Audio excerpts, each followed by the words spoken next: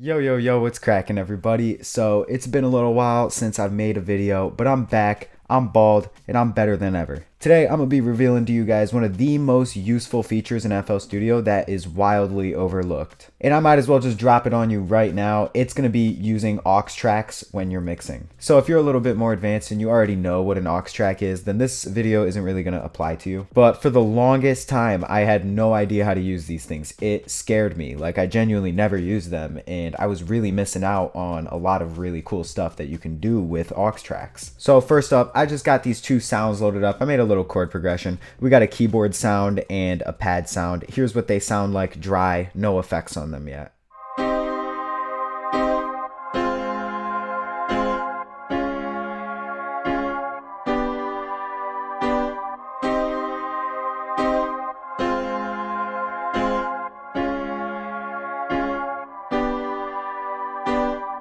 So pretty cool little chord progression in C minor, and I threw in this little augmented 6th chord because I just learned what those are and I think they're pretty cool. But now let's send these over to the mixer tracks. That way I could actually show you guys what an aux send is. Alright, so now I got these sounds sent over to the mixing board, and you can see we got a piano track, we got a pad track, and then we have an aux track. And so now let's say we wanted to put reverb on both the piano and the pad, and we wanted the reverb to be identical. Well, one thing we could do is we can put a reverb on both of these different tracks and then just set the settings so that way they're exactly the same. Or what we could do is we can send both of these sounds over to an aux track and just put one reverb plugin on that. And now that may seem like a little bit of an extra step in the process when you're only working with 2 sounds, but if you got like 10 different sounds that you want to have reverb on and you want the reverb to be identical for all of them, doing this is a huge time saver. So if we take a look at our piano track, down here we got this green arrow and this little line coming off of it. Think of this little line as the audio signal. Right now it's not going anywhere, it's just stuck in the piano track. But if we come over here to our aux track and we click on this little arrow right here, you can see that now the piano track is connected to the aux track. The little line is the audio signal, which is being sent from one track to the other. And we can do the exact same thing with the pad. We come over here, you can see the little arrow,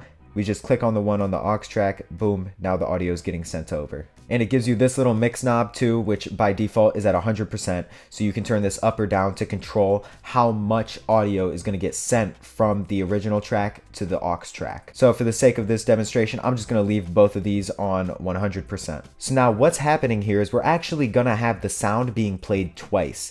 We're going to hear the piano on the piano track, we're going to hear the pad on the pad track, and then we're going to hear both of those sounds again on the aux track, so everything is going to sound way louder.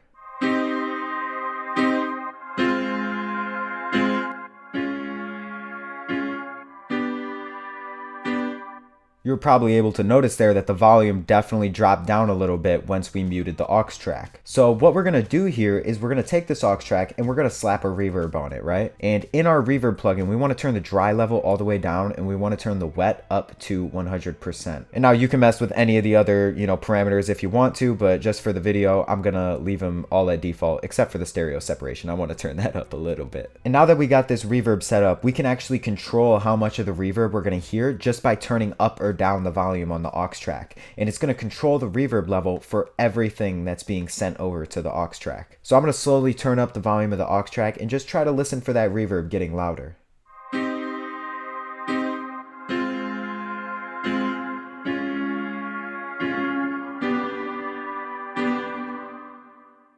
So you could definitely hear that there was way more reverb the louder this got. And like I said, when you're working with 2 sounds here, it's really not that useful. You can definitely just put a reverb on both of them.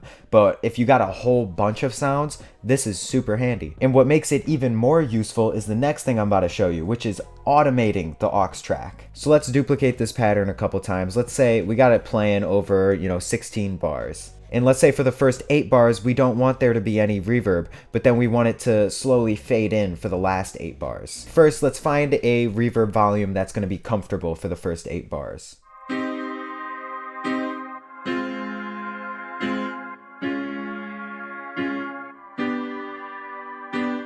Alright, I'd say that's a pretty solid amount of reverb. It's not too much, but it's definitely noticeable, which is pretty much what I want.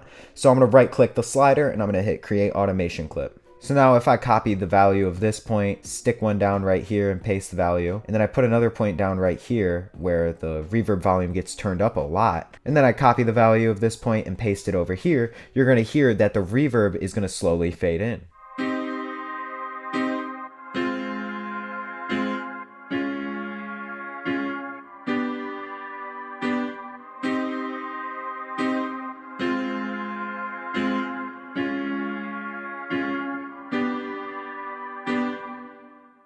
And like I've been saying this entire video, scale is everything. With this specific example, you could definitely make the argument that each sound could just have its own reverb plugin, and if you wanted to automate them, you could just automate both of them. And then that would give you the added benefit of having more control over how each reverb sounds. However, if you're working on a really big production with a lot of sounds in it, and you need a whole bunch of those sounds to be automated with a certain effect, using an aux track is just so much easier. It's going to save you tons of time. And actually, for an example of that, I have this song which I've been working on recently called Time in a Fishbowl. Hopefully I'll have it finished within the next month or so.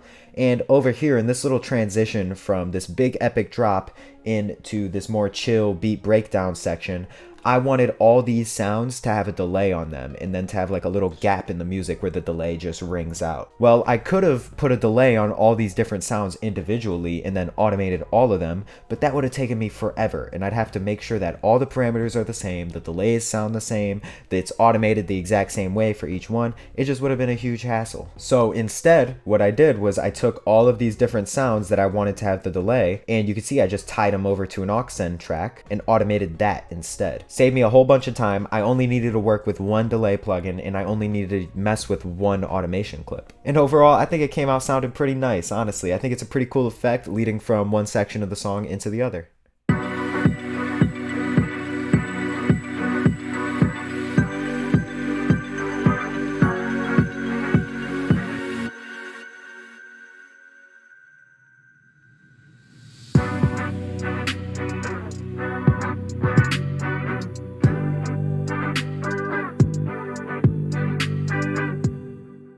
Alright, so that pretty much wraps up this video on aux tracks. If you're not using them, you should probably start using them. I overlooked them for like the first 5 years that I've been producing, which is pretty much all the time I've been producing. And like I just started using them like a couple months ago, and they've made a world of difference, honestly. So yeah, that pretty much sums everything up. I hope you found it entertaining, maybe even a little bit educational. Leave a like if you would like, and I will catch you next time, fool.